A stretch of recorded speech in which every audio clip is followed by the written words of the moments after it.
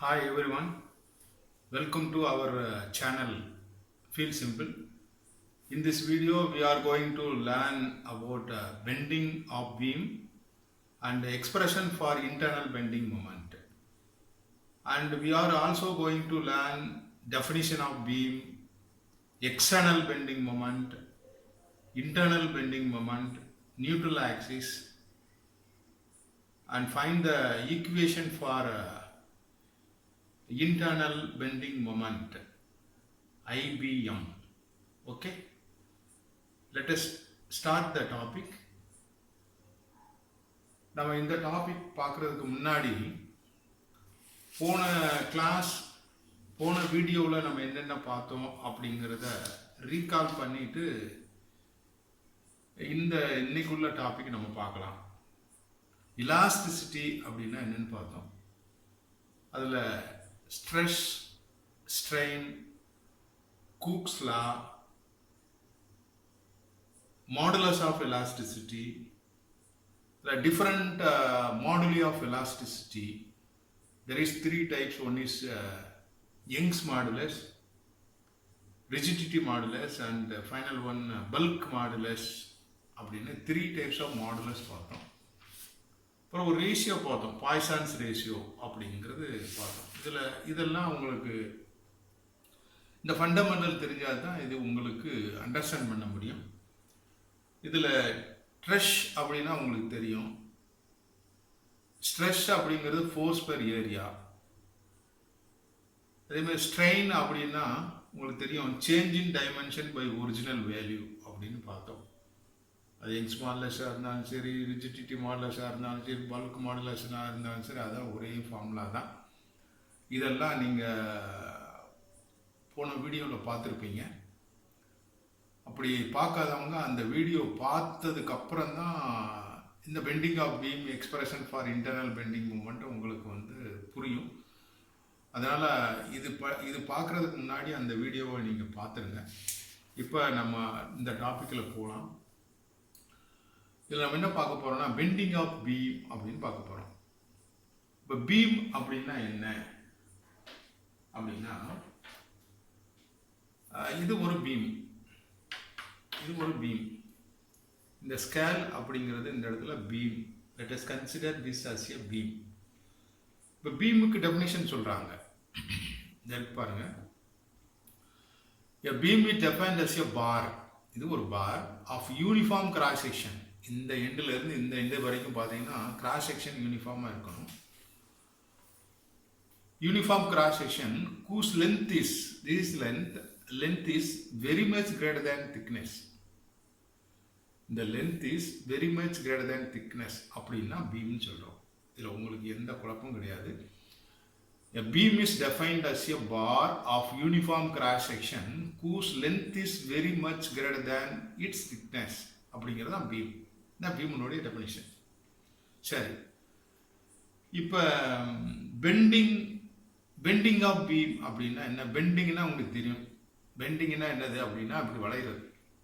ஒரு எண்டை ஃபிக்ஸ் பண்ணிட்டு இன்னொரு எண்டில் இந்த இடத்துல லோடு கொடுத்தோம்னா அப்படி வளையும். இந்த பிளாஸ்டிக் ஸ்கேல்லையும் பார்த்தீங்கன்னா இந்த எண்டில் வச்சுட்டு இந்த வேணா அப்படி பெண்ட் ஆகும். இதை தான் நம்ம என்ன சொல்கிறோம் அப்படின்னா பெண்டிங் சொல்கிறோம். இதை ஃபிக்ஸ் பண்ணிட்டு இந்த இடத்துல லோடு கொடுத்தா அப்படி வளையும்.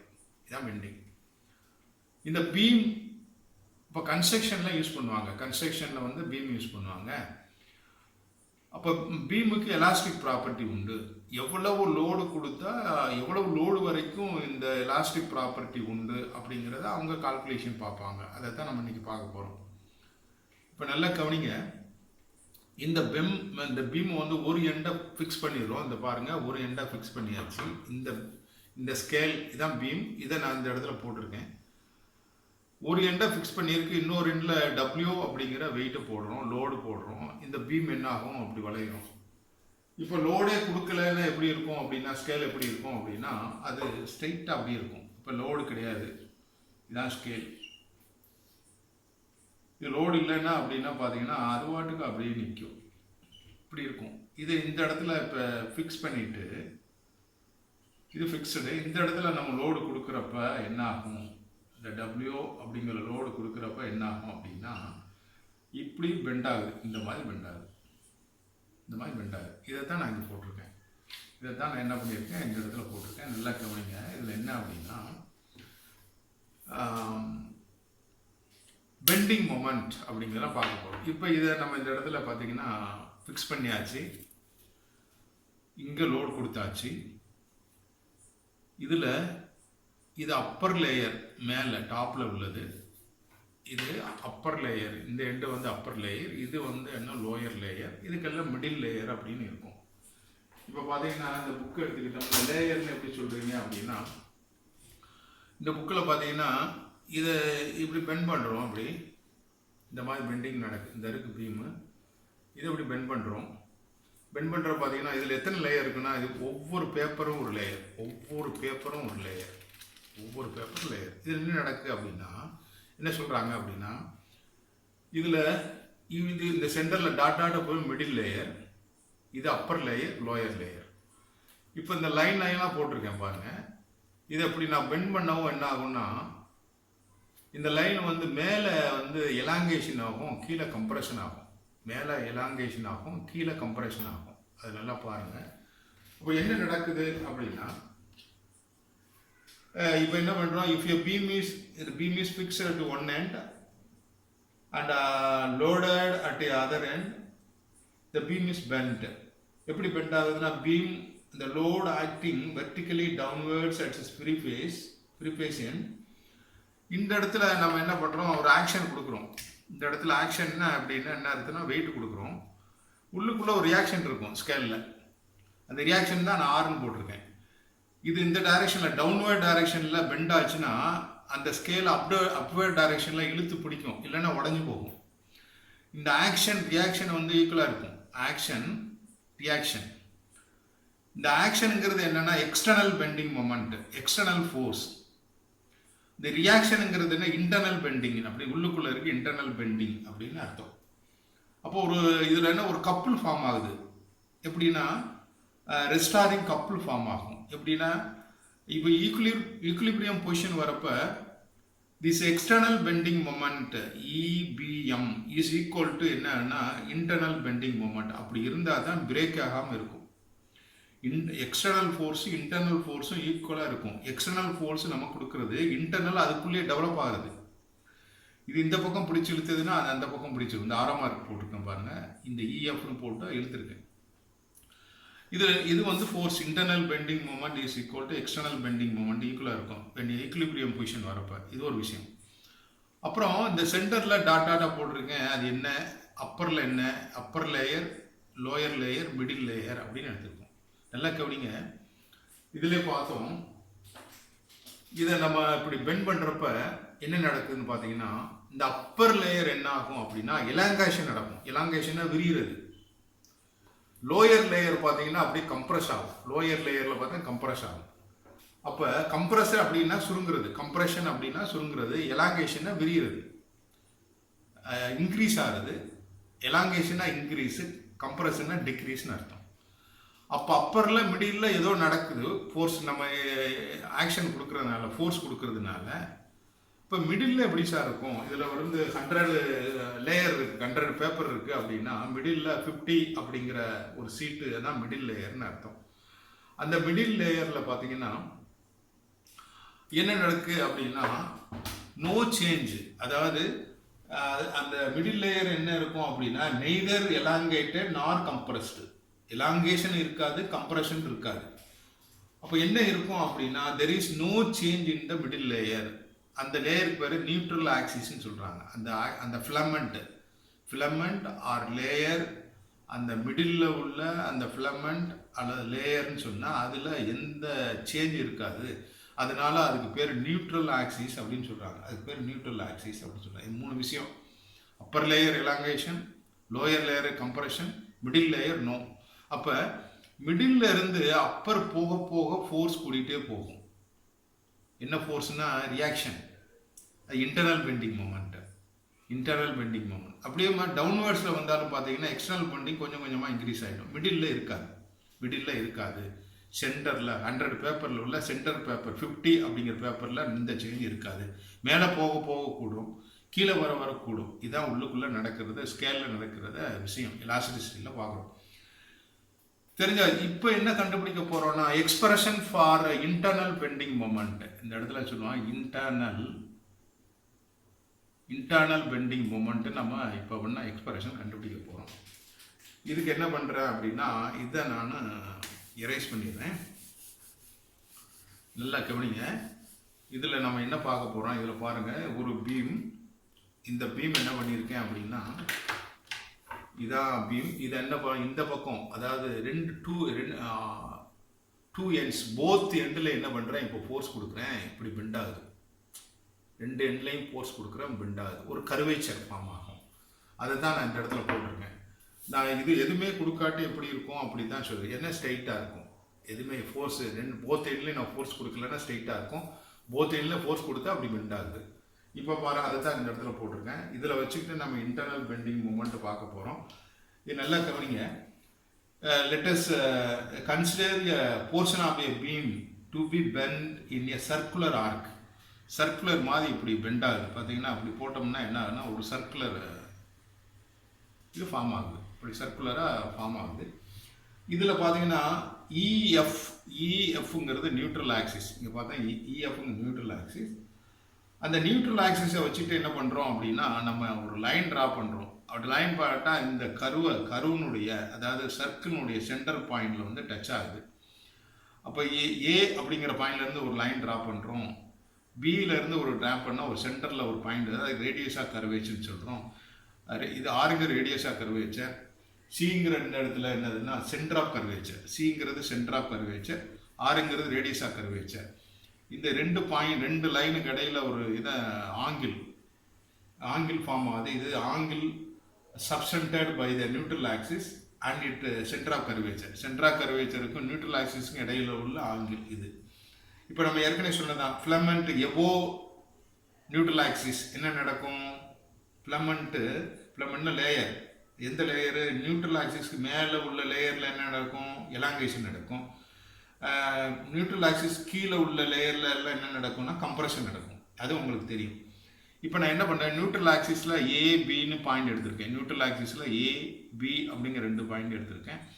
நியூட்ரல் ஆக்சிஸில் இருந்து இந்த அப்பர் லேயருக்கு இடையில ஒரு லேயரு நம்ம ஃபிலமெண்ட் எடுத்திருக்கேன். அந்த ஃபிலமெண்ட் என்னென்னா ஏடாஸ் பீடாஸ். ஃபிலமெண்ட்டுன்னு சொல்லலாம் சரி, லேயர்னு சொல்லலாம், 2 ஒன்று தான்.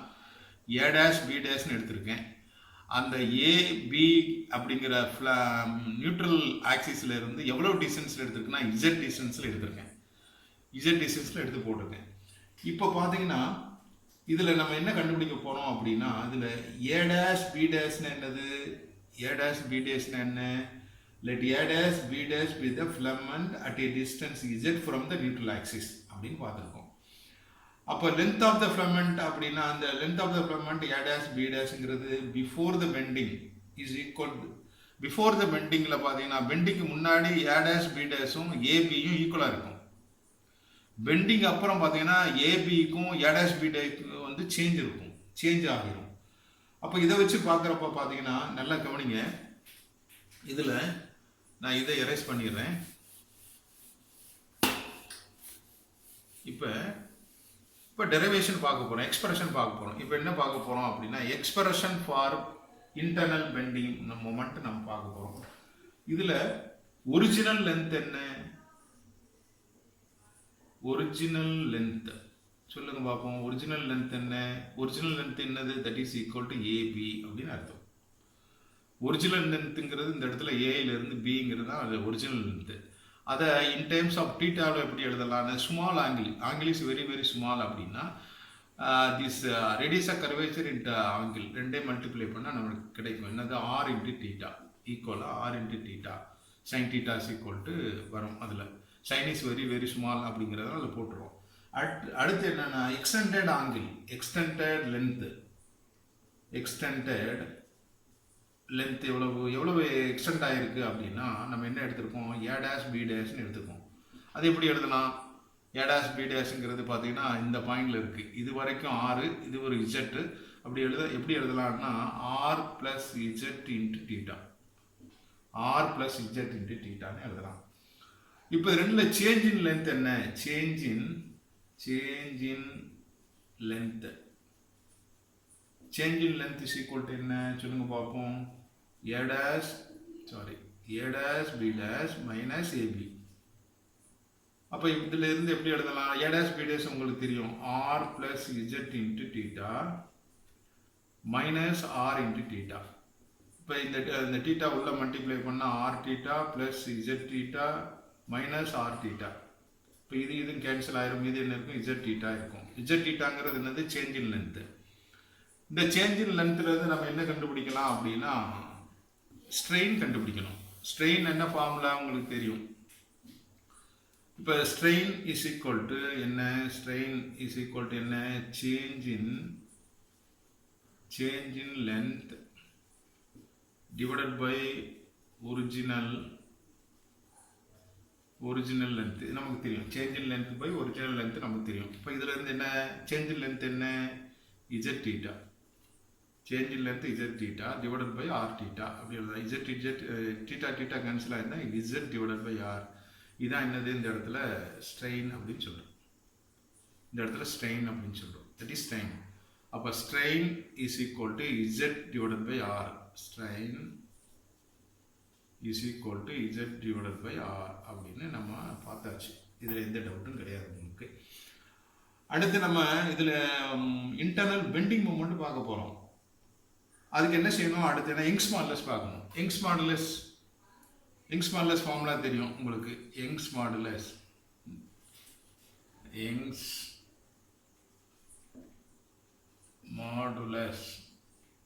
அதை நம்ம ஈன்னு சொல்லுவோம். இ இஸ் ஈக்குவல் டு என்ன? யங்ஸ் மாடுலஸ் ஈக்குவல் டு சொல்லுங்க பார்ப்போம். ஸ்ட்ரெஸ் டிவைடட் பை ஸ்ட்ரெயின் அப்படிங்கிறது தெரியும். இந்த இடத்துல நமக்கு என்ன? ஸ்ட்ரெஸ் வேணும். இப்போ ஸ்ட்ரெஸ் இஸ் ஈக்குவல் டு என்ன?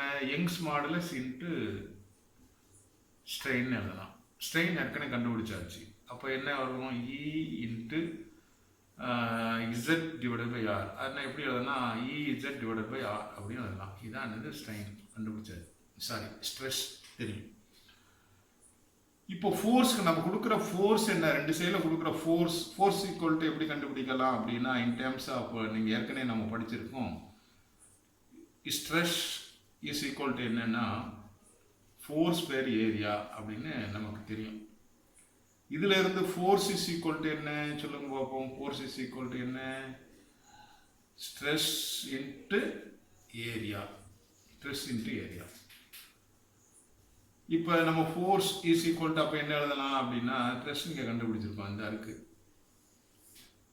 அப்போ தட் இஸ் ஈக்குவல் டு எப்படி எழுதலாம்? EZ divided by R into area. இந்த இடத்துல பார்த்தீங்கன்னா இந்த ஒரு ஸ்மால் ஏரியா, அந்த ஏரியா டெல் ஏன்னு வச்சுக்கிறோம். அப்போ இன்ட்டு டெல் ஏ அப்படின்னு எடுத்துக்கலாம். டெல் ஏ அப்படின்னு எடுத்துக்கிறோம். டெல் கேபிட்டல் ஏன்னு எடுத்துக்கிறோம். Del capital A is a force. இப்போ நம்ம கொடுக்குற ஃபோர்ஸ் நமக்கு தெரியுது. ஃபோர்ஸ் ஈக்குவல் டு என்ன சொல்லியிருக்கோம்?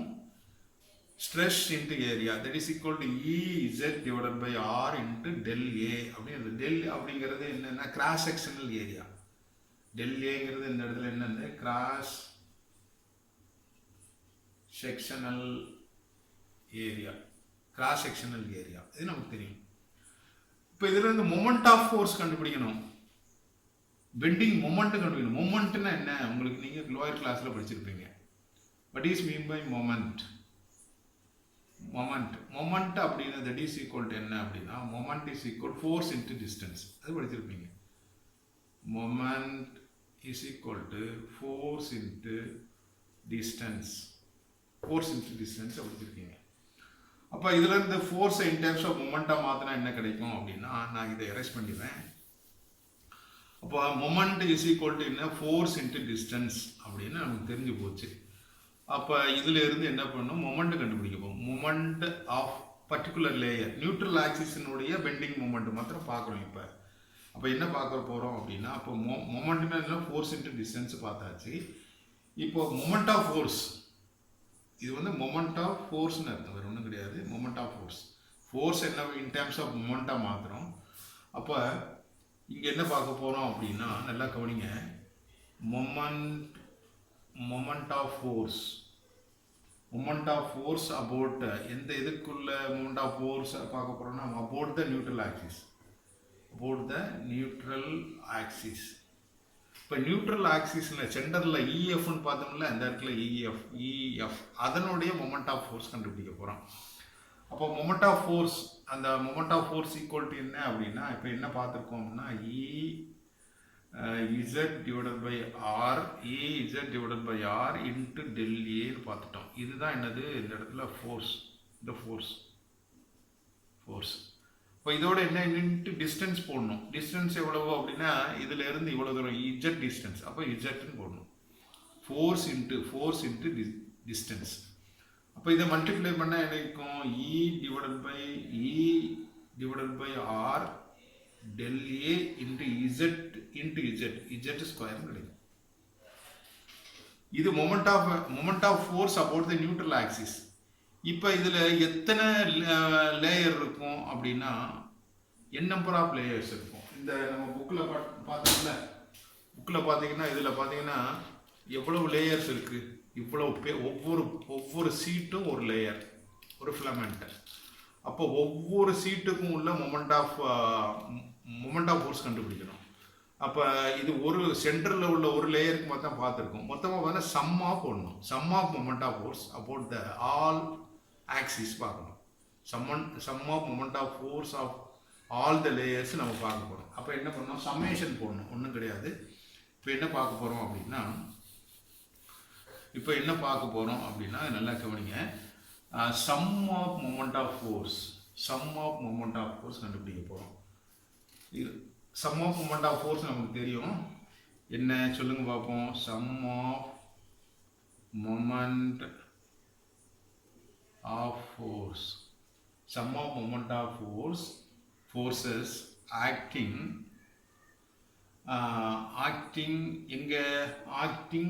on all the layer, லேயர்னு சொன்னாலும் சரி, இல்லைன்னா என்ன சொல்லணும், ஃபிலமெண்ட்னு சொன்னாலும் சரி, ரெண்டு ஒன்று தான், லேயர். அதைத்தான் அந்த sum of moment of forces acting on all the filament or layer, அதைத்தான் இஸ் த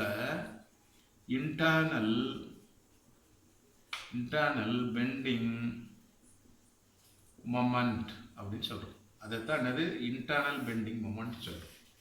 அதைத்தான் என்ன சொல்ற இன்டர்னல் பெண்டிங் மொமெண்ட் சொல்றோம். அப்ப இந்த sum of moment of forces acting on all the filament அதைத்தான் இன்டர்னல் பெண்டிங் மொமெண்ட் சொல்றோம். அப்போ இன்டர்னல் ஐபிஎம் அப்படின்னு வச்சு, internal bending moment is equal to எப்படி எழுதலாம், சம் ஆஃப், இங்கே இருக்குது இந்த இடத்துல sum of E divided by R del A EZ ஸ்கொயர்னு எழுதலாம். இதெல்லாம் கவனிங்க. இது இங்கிறது யங்ஸ்மால்லஸ் கான்ஸ்டன்ட், ஆருங்கிறது ஃபிக்ஸ்டு கான்ஸ்டன்ட், இதுதான் வேரியபிள். இது எப்படி எழுதலாம் அப்படின்னா E divided by R sum of del A EZ ஸ்கொயர்னு எழுதலாம். இதில் என்ன சொல்கிறாங்க அப்படின்னா நல்லா கவனிங்க. சம் ஆஃப் டெல் ஏன்னா உங்களுக்கு தெரியும், என்ன சொன்னேன், டெல் ஏங்கிறது இந்த இடத்துல சொன்னேன் ஏரியா கிராஸ்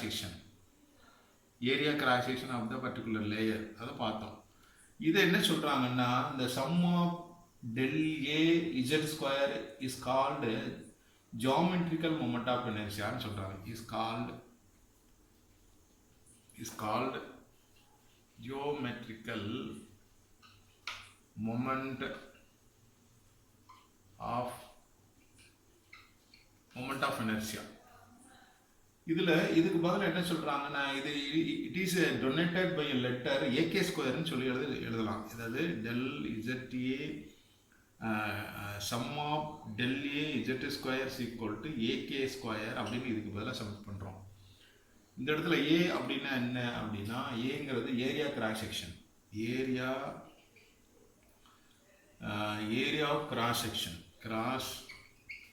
செக்ஷன். இந்த கே சொல்றோம்ல, இந்த இடத்துல கே அப்படிங்கிறது என்னன்னா ரேடியஸ் ஆஃப் கைரேஷன். இது ஒரு constant, radius of gyration constant. அப்போ இந்த இடத்துல இதுக்கு பதிலாக நம்ம என்ன சப்ஸ்டிட் பண்ண போகிறோம் அப்படின்னா ஏ கே ஸ்கொயர் போட போகிறோம். அப்போ என்ன வரும் இதில் நல்லா கவனிங்க. இந்த டேம் எப்படி வரும் அப்படின்னா, அப்போ இன்டர்னல் பெண்டிங் மொமெண்ட்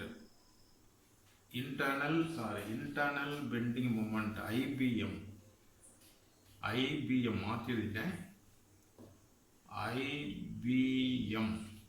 அப்போ IBM internal bending moment is equal to என்ன, AK square divided by R. இதுக்கு பதிலாக என்ன பண்ணால் ஏகே ஸ்கொயர் போட்டோம்னா என்ன கிடைக்கும் அப்படின்னா AK square divided by R. இதை தான் என்னது இன்டர்னல் பெண்டிங் மொமெண்ட் அப்படின்னு சொல்லி நம்ம டெரைவ் பண்ணியிருக்கோம். இப்போ நம்ம இந்த வீடியோ கிளாஸில் என்னென்ன பார்த்துருக்கோம் அப்படின்னா, bending of beam, what is beam, definition of beam பார்த்துருக்கோம். பெண்டிங் பீம்னா என்ன, இன்டர்னல் பெண்டிங்னா என்ன, எக்ஸ்டர்னல் பெண்டிங்னா என்ன, ரெண்டு எப்போ ஈக்குவலாக இருக்கும், நியூட்ரல் ஆக்சிஸ் பார்த்துருக்கோம், எலாங்கேஷன் என்ன, கம்ப்ரெஷன் என்ன அப்படின்னு பார்த்துருக்கோம். அப்புறம் expression for the internal bending moment பார்த்துருக்கோம். என்ன பார்த்தோம், internal bending moment is equal to AK square divided by R. ஈன்னா என்ன, யங்ஸ் மாடுலஸ், ஏன்னா என்ன, radius of cross section, K அப்படிங்கிறது என்ன, ரேடியஸ் ஆஃப் கைரேஷன், ஆருங்கிறது என்ன, ஆருங்கிறத பார்த்தோம். என்ன பார்த்தோம் அப்படின்னா ரேடியஸ் ஆஃப் கர்வேச்சர்னு பார்த்தோம். இதனுடைய ரேடியஸ் ஆஃப் கர்வேச்சர் பார்த்தோம். இந்த வீடியோவை பாருங்கள். இதில் ஏதாவது டவுட்ஸ் இருந்ததுன்னா கமெண்ட்ஸில் கேளுங்க. நம்ம இதை பற்றி டிஸ்கஸ் பண்ணலாம். ஓகே, பாய்.